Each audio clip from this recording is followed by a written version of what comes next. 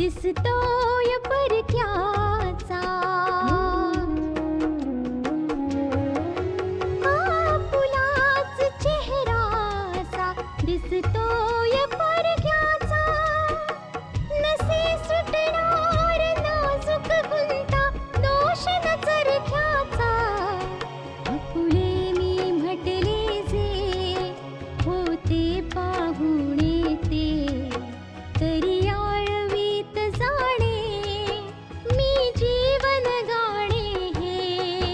रेखा ही भाग्याची, रेखा ही भाग्याची, रेखा ही भाग्याची, रेखा ही भाग्याची. आतापर्यंत आपण पाहिलं सक्सेनाची मुलगी शुद्धीवर येते. सक्सेनाला आता आपल्या वाईट कृत्यांची जाणीव व्हायला लागली.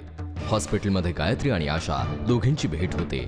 त्या दोघी पल्लवीला भेटायला जातात. सुहासिनी रडत रडत घरी परत येते, पण ती रिधिमाला गोविंदच्या बाबतीत काही सांगत नाही. हॉस्पिटलमध्ये पल्लवी आशाला गोविंदच्या बाबतीत सगळं काही खरं सांगते आणि तिच्या मोबाईल विषयी सांगते, ज्यामध्ये मुन्नाची हत्या आणि मुन्नाच्या जबानीचं व्हिडिओ रेकॉर्डिंग आहे, जो तिथेच राहिला होता. आशा तिथून निघते. आशाला पल्लवीचा मोबाईल मिळतो. आशा ते व्हिडिओ रेकॉर्डिंग जॅकीला फॉरवर्ड करते. इन्स्पेक्टर जॅकी व्हिडिओ पाहून थक्क झालेत. आता पुढे. प्लीज मला जाऊ दे नाना. मला अटक होईल या भीतीने इथे, आणि तिथे त्या गोविंदने पल्लवीला हॉस्पिटलमध्ये पोहोचवलंय. जे कुणी त्याचे शत्रू आहेत तो त्यांच्या अक्षरशः जीवावर उठलेला आहे. मी हे सगळं समजू शकतो, पण काय नाना, हे सगळं समजल्यानंतरही मी इथे गप्प बसून राहिलो याची मला लाज वाटते. मनात तर येते जाऊन त्या गोविंदला गोळी घालावी. यासाठीच मला तुला तिथे जाऊ द्यायचं नाहीये. संतापाची आग दुसऱ्यांनाच नाही तर स्वतःलाही जाळत असते, आणि भावनेच्या आणि संतापाच्या भरात तू कायदा हातात घ्यावास हेच मला व्हायला नकोय बेटा. अरे गोविंदला शिक्षा देण्यासाठी कायदा आहे ना. तर मग हा कायदा गोविंदला अजूनपर्यंत अटक का नाही करू शकला नाना? असं का होतंय की हा गोविंद चालींवर चाली खेळत चाललाय, एकावर एक गुन्हे करत चाललाय आणि त्याला कोणी थांबवू शकत नाही? धीर धर.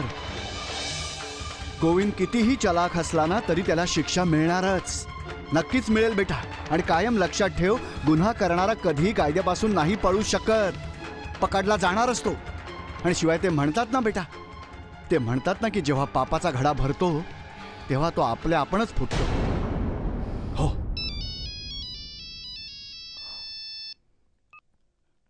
हा आशा बेटा बोल. नानू, गोविंदच्या विरुद्ध सगळे पुरावे मिळाले, आणि हे पुरावे असे ज्यांना कोणीही खोटं नाही ठरवू शकत. आता गोविंदला कोणीही वाचवू शकणार नाही. हो बेटा, विजय पण रागारागात बाहेर जायला निघाला होता, पण मी त्याला जाऊ देत नाहीये. नानू, या गोविंदचे दिवस भरलेत आता. त्याचं खरं रूप आजच सगळ्यांसमोर येईल. गोविंदला अटकही आजच होईल. हो बेटा, बस याच दिवसाची वाट पाहत होतो. हो. जरा एक, या विजयाला पल्लवीची खूप चिंता वाटते. जरा तू समजाव ना त्याला बेटा.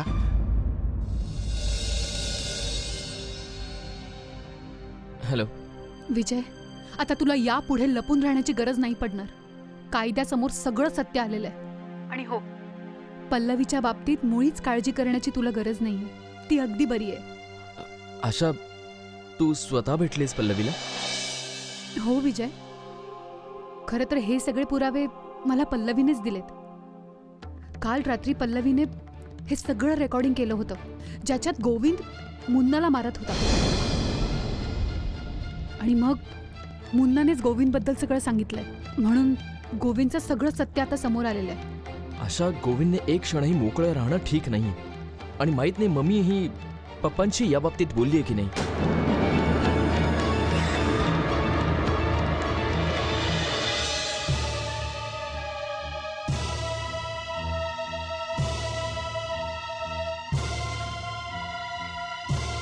काय झालं रिद्धिमा?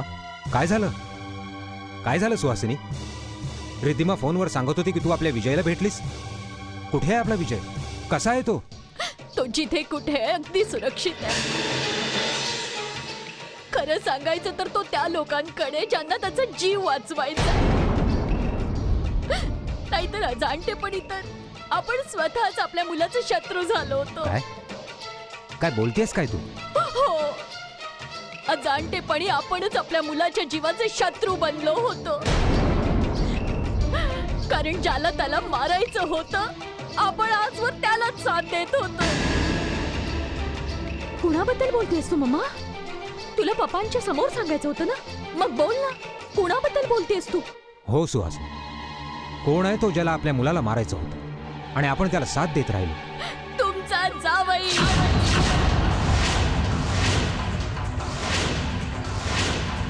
काय? नाही मम्मा, असं नाही होऊ शकत. हे खरं नाही असू शकत. हेच सत्य आहे रिद्धिमा. तुझा नवरा जो एक सैतान आहे, आपण ज्याचं नेहमी कौतुक करत आलो, त्याने आपल्याच काळजाचा तुकडा हिरावून घ्यायचा प्रयत्न केला. हो, तो गोविंदच होता ज्याने विजयला मारण्याचा कट रचला. तो गोविंदच होता ज्याने विजयला उकसवलं की त्याने जेलमधून पळून जावं. सक्सेना मार्फत पोलिसांना खबर देणाराही गोविंदच होता. विजयला मारण्यासाठी जो माणूस पाठवला होता तोही गोविंदच पाठवला होता, जेणेकरून विजय मारला जाईल आणि गोविंद आपल्या सगळ्या संपत्तीवर त्याचा हक्क सांगू शकेल. म्हणजे स्वतःला कायद्यापासून वाचवण्यासाठी विजयला अडकवणाराही गोविंदच होता. मी मान्य करते की अजाणतेपणे गोविंदच्या हातून रोहितचा खून झाला होता, पण तो इतका मोठा गुन्हेगार नाही असू शकत. गुन्हेगार नाही, सैतान आहे तो रिद्धिमा, सैतान. त्याने फक्त एकच खून नाही केलाय आणि कुणास ठाऊक किती गुन्हे केले. आशाच्या पहिल्या नवऱ्यावर गोळ्या झाडायला सांगणारा गोविंद होता.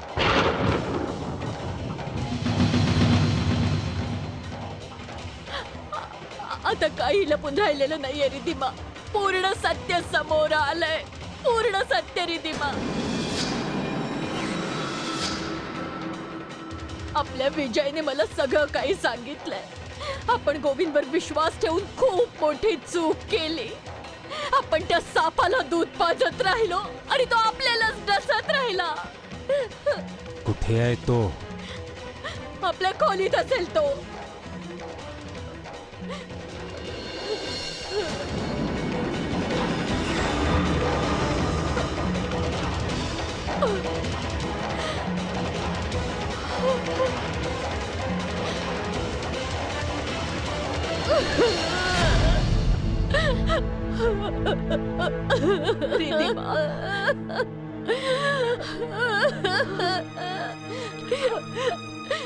चल निघ इथून रामखोर. मी तुझ्यावर विश्वास ठेवला आणि तू माझ्या विश्वासाला डसत राहिलास. अस्तनीतला साप. माझ्या घरातला साप मला डसत राहिला आणि मला समजलंही नाही. सोडणार नाही मी तुला आज. चालता हो इथून, चालता हो, दूर हो माझ्या नजरेसमोरून. निघ इथून.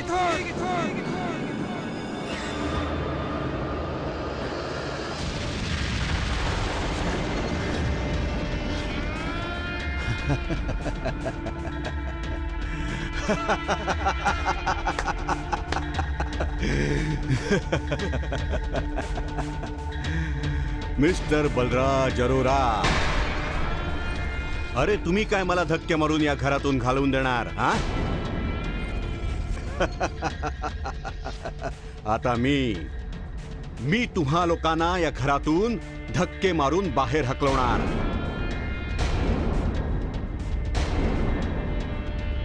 तुम्हा लोकांना. काय मूर्खासारखं बडबडतोस तू? अहो, हा मूर्खपणाच तर सत्य आहे पप्पा. हा मूर्खपणाच तर सत्य आहे. चला, चालते वा तुम्ही सगळे इथून. सर्व प्रॉपर्टी, हे घर, बंगला, ह्या गाड्या आता तुमच्या मालकीचं नाहीये. हे सर्व आता माझ्या मालकीचं आहे, गोविंद कपूरचं. नाही नाही, हे नाही होऊ शकत. हे नाही होऊ शकत. हेच झालेलं आहे आणि हेच सत्य आहे. पप्पा,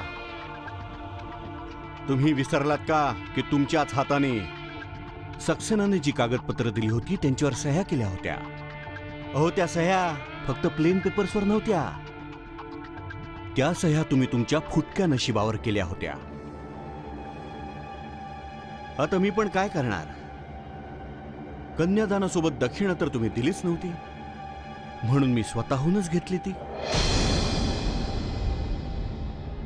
चला चला चला चला. अरे, खूप झालं तुम्हा लोकांचं नाटक. निघा, चला इथून.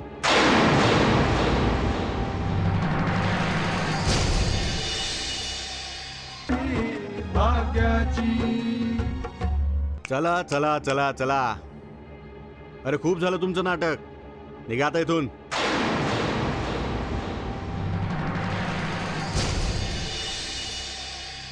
अरे अरे, सासूबाई, सासूबाई, हे तुम्ही काय करताय? अशा डोळे फाडून फाडून माझ्याकडे कशाला बघताय तुम्ही? हा, प्लीज तुम्ही हे अश्रू नका बाबा गाळू. ही जमीन खराब होईल त्याने. अरे, मला घाणेरडेपणा अजिबात नाही आवडत. आता हे घर तुमचं नाही राहिलं, हे घर माझं आहे. त्यामुळे माझ्या हिशोबाने मी इथे वागणार.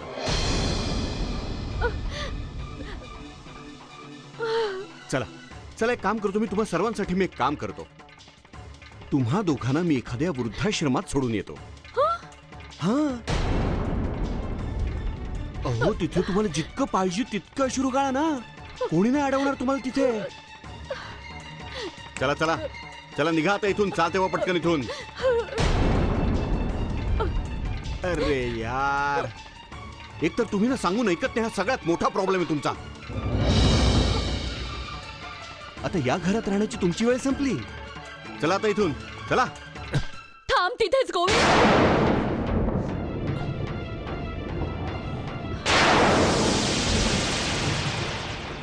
माझ्या पप्पांना घरातून बाहेर काढणार?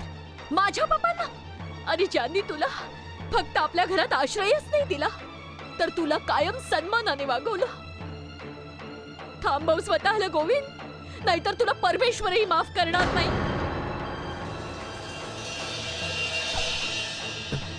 गोविंद, थांब तिथेच गोविंद.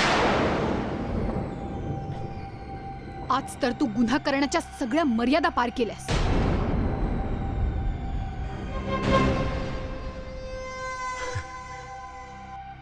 अच्छा, तुम्ही पण आहात. मी तर विसरलोच होतो. आशाजी, अजून तुम्ही माझी मर्यादा पाहिलीच कुठे? मी कोणत्या थराला जाऊ शकतो हे तर तुम्हाला माहितीच नाहीये. या लोकांना इथून बाहेर काढण्यापासून कोणी नाही थांबू शकत मला. कारण हे घर आता माझं आहे, माझं. कोणी सांगितलं तुला हे सगळं? कोणी? ॲडव्होकेट सक्सेना नाही?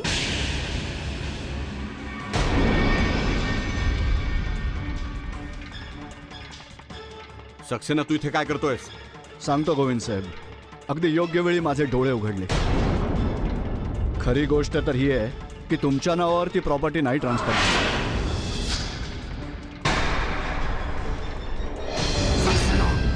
ऐक, कान उघडून ऐक तू. अरे, तू माणूस म्हणून घ्यायच्या लायकीचाच नाहीयेस. सैतान आहेस तू, सैतान. ज्याला मी माझ्या घरात ठेवून माझ्या बर्बादीची तयारी आधीच करून ठेवली होती.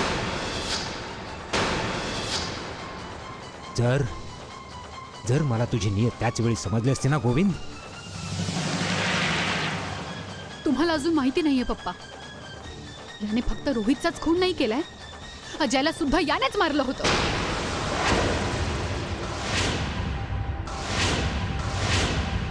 स्वतःला कायद्यापासून वाचवण्यासाठी याने मुन्नालाही मारलं आणि पल्लवीचा जीव घ्यायचा प्रयत्नही यानेच केला होता. मला मारण्याचं कारस्थानी गोविंदनेच रचलं होतं पापा.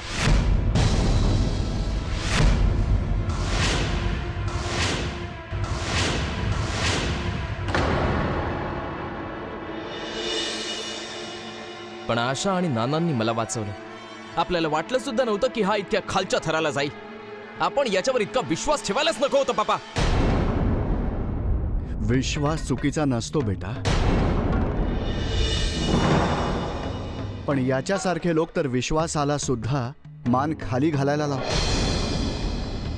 आम्ही तुम्हाला वारंवार समजवायचा प्रयत्न केला, पण तुम्ही कोणी काही ऐकूनच नाही घेतले.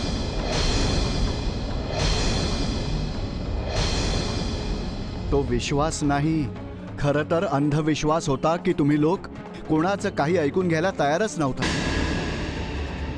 तुम्ही अगदी बरोबर बोलताय ना. कोणत्याही माणसावर मर्यादेपलीकडे विश्वास ठेवताच कामा नये. रेखा ही भाग्याची. तो विश्वास नाही, खरं तर अंधविश्वास होता की तुम्ही लोक कोणाचं काही ऐकून घ्यायला तयारच नव्हता. तुम्ही अगदी बरोबर बोलताय ना. कोणत्याही माणसावर मर्यादेपलीकडे विश्वास ठेवताच कामा नये.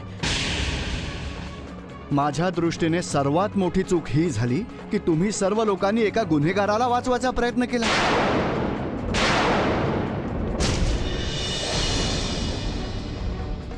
आणि तरीही गुन्हेगाराची नियत समजू नाही शकलात. माहितीये का? कारण हा तुमचा जावई आहे आणि तुमचा ह्याच्यावर अंधविश्वास होता. लाज वाटली पाहिजे तुला. अरे आम्ही तुला काय समजलो होतो आणि तू काय निघालास. मी तर लोकांना सांगायचं की माझा जावई माझ्या मुलापेक्षाही जास्त प्रिय आहे.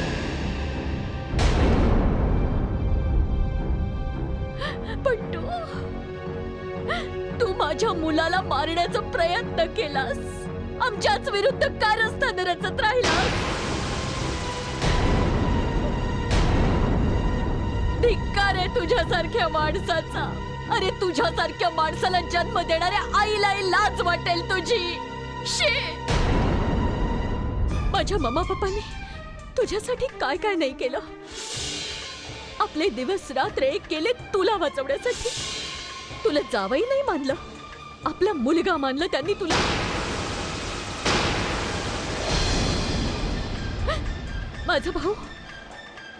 माझ्या भावाने तुला वाचवण्यासाठी आपलं प्रेम विसरून आशाशी लग्न केलं.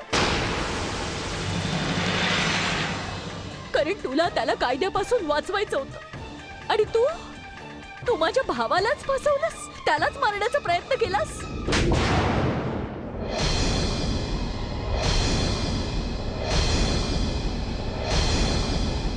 धिक्कार आहे तुझ्यासारख्या माणसांचा. या सगळ्याला जबाबदार आणखी कोणी नाही. मी आहे पप्पा. मी अशा सैतानावर प्रेम केलं, त्याच्याशी लग्न करण्याचा हट्ट केला. तुम्हाला भाग पाडलं याला घरात राहू देण्यासाठी. या सगळ्याला जबाबदार मी आहे पप्पा, फक्त मी. नाही रे, या सगळ्याला जबाबदार तू एकटी नाहीस. या सगळ्याला जबाबदार आपण सगळेच आहोत. आपण याची वाईट नियत ओळखूच शकलो नाही. चल निघ इथून. आणि आज नंतर या घराकडे वळूनही बघू नकोस कधी. नाही पापा, याने जो गुन्हा केलाय ना त्याची शिक्षा याला कायद्याप्रमाणे मिळेल. हा कायद्याचा गुन्हेगार आहे. मी लगेचच फोन करते. फोन करण्याची मुळीच गरज नाहीये. याचे दिवस आता पूर्ण भरलेत. सगळे पुरावे कायद्याच्या हाती लागलेले आहेत. याचं बाकीचं आयुष्य तुरुंगामध्येच जाईल. अरेस्ट करा याला.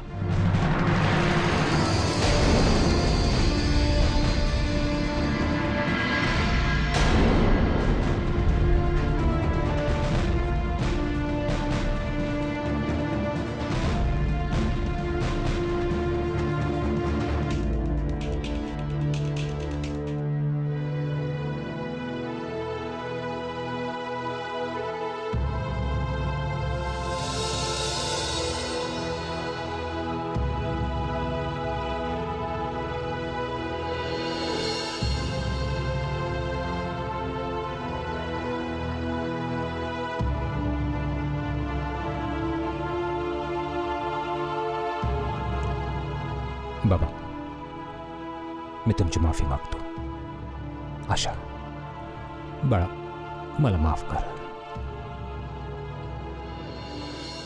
खाली भाग्याची मावशी, माझ्याकडून खूप मोठी चूक झाली आहे. आशा माझी सर्वात चांगली मैत्रीण होती, पण तरी सुद्धा मी तिला समजूच शकले नाही. कसे कसे आरोप मी तिच्यावर केले होते.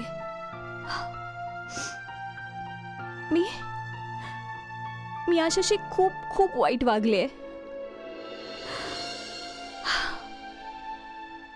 पण खरं तर हे सगळं गोविंदने केलं होतं. जर गोविंदचं खरं रूप माझ्या समोर आलं नसतं तर मी आशाला कधी समजूच शकले नसते. फक्त तूच नाही पल्लवी, आपण सर्वांनीच आशाला समजून घेण्यात खूप मोठी चूक केली. आपण सगळे हे मानत राहिलो की या सगळ्या कारस्थानांमागे आशाचाच हात आहे, पण असं काहीही नव्हतं. उलट आशा तर त्या कारस्थानाची स्वतःच बळी होती. मी तुला हे सगळं सांगू शकले असते, पण त्यावेळी तुला हे पटलं नसतं. हे काय बोलतेस? काय तुला आशाविषयीचं सत्य अगोदरच समजलेलं होतं? हो, मला पूर्ण सत्य समजलं होतं. बरं झालं की हे सगळं सत्य तुझ्याही समोर उघड झालं. मुन्नाने मला सांगितलं की आशा आणि अजयवर त्यानेच गोळ्या झाडल्या होत्या, आणि तेही गोविंदच्या सांगण्यावरून. गोविंद विजयच्या फॅमिलीच्या विरोधात काय काय प्लॅनिंग करतोय. आता हे सगळं तर तुला कळलंच आहे, पण जे तुला माहीत नाहीये ते मी तुला सांगते. बाळा, खरं तर असं घडलंय की विजयने स्वतःच गोविंदच्या सांगण्यावरून आशाला धोका देऊन लग्न केलं होतं. काय? हो पल्लवी, विजयने आशाशी अशासाठी लग्न केलं की तो आणि त्याच्या घरचे लोक तिच्यावर दबाव आणू शकतील की तिने गोविंदची केस लढूच नाही. हे तू काय बोलतेस मावशी? तुम्हाला हे सगळं माहित होतं आणि तुम्हाला सांगितलंही नाहीस? जर मी तुला सांगितलं असतं तर कदाचित तुझा माझ्या बोलण्यावर विश्वास नसता बसला. तुला असं वाटलं असतं की मी आशाची बाजू घेते आणि तू मलाच चुकीचं समजली असतीस. माझ्या डोळ्यावर तर खोटेपणाचं झापड लागलेलं होतं, जे आता पूर्णपणे बाजूला झालंय. आता कोणाला चुकीचं किंवा खोटं समजण्याला अजिबात अर्थच नाहीये, कारण गोविंदचं सत्य आता सर्वांसमोर आलंय. याआधी तुला समजलं असतं तर मनामनात इतकं अंतर पडलं नसतं. तू बरोबर बोलतेस मावशी. बरं असतं जर हे सत्य आधी माझ्या समोर आलं असतं, तर आज ही पश्चातापाची वेळ आली नसती. अरे पल्लवी, तू इथे मम्मी सोबत फेऱ्या मारतेस आणि मी तुला तिथे हॉस्पिटल वॉर्डमध्ये शोधत होते. आशा, तू खूप खुश दिसतेस. काय झालंय? हो मम्मी, आज मी खूप खुश आहे आणि या आनंदाचं खरं श्रेय पल्लवीला आहे. पल्लवीने आपल्या जीवावर उदार होऊन गोविंदचं खरं रूप सगळ्यांसमोर आणलं आणि रिझल्ट, गोविंद आज पोलिसांच्या कस्टडीमध्ये. Thank you so much Pallavi. नाही आशा, मी तर काही सुद्धा नाही केलंय. मी तर फक्त एक निमित्त बनले. पण तू तर सर्व वादळांना सामोरं जाऊन जी हिंमत दाखवलीयस, जे धाडस दाखवलंयस, हा त्याचाच परिणाम आहे की आज गोविंद पोलिसांच्या ताब्यात आहे. मला तर वाटतंय तुम्हा दोघींच्या प्रामाणिक प्रयत्नांचा परिणाम आहे हा. आता सगळ्याच्या सगळं सत्य सगळ्यांच्या समोर आलंय. हो मम्मी, आम्ही तर कायमच सत्याची कास धरून नेहमी सत्याचीच बाजू घेतली. आणि तुझ्याकडूनच प्रेरणा घेऊन मी वकिलीचं शिक्षण पूर्ण केलं. मी कायम न्यायासाठीच लढत आले आणि म्हणूनच माझं तर फक्त एकच ध्येय आहे, विजयला न्यायालयातून निर्दोष मुक्त करणं. आता विजय कुठे? विजय, दरवाजा तोड तू पटकन.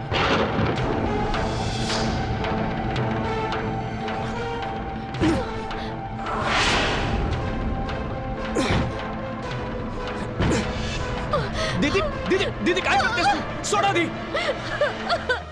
मी पल्लवीला कधी कोणतीही चूक करण्याची परवानगी नाही दिली आणि ना कोणती चूक केल्यावर मी तिला माफ करू शकते. तुला हे चांगलंच ठाऊक आहे. मी एकटेपणाचं आयुष्य जगतीये. मी जिवंत आहे तो फक्त यासाठी की मला पल्लवीला एका उंचीवर नेऊन ठेवाय.